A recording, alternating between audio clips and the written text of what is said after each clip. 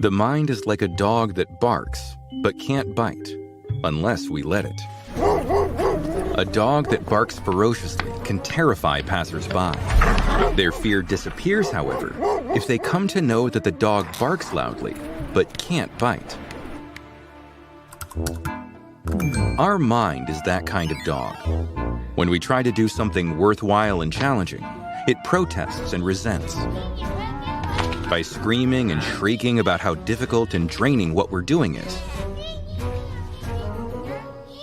It diverts us from important things and impels us to do things that have caught its fancy. If we yield to it, we end up doing things that are unimportant, useless, or even unethical. To protect ourselves from this dog-like mind, Gita wisdom offers us vital insight.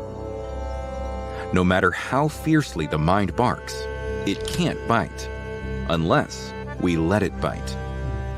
How do we let it bite? By identifying with it and doing its bidding, thereby letting it harm us.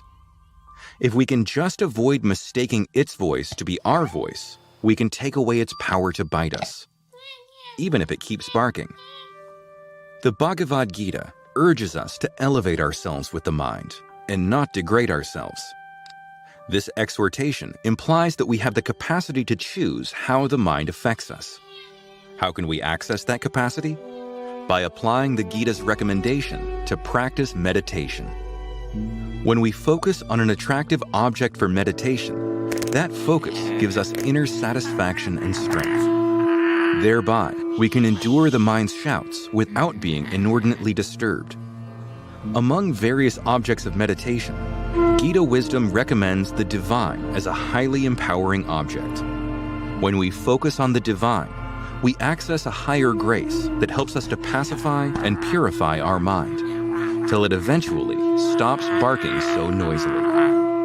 Even if we can't stop the mind's barking right now, we can still avoid its bites by remembering that we are not our mind.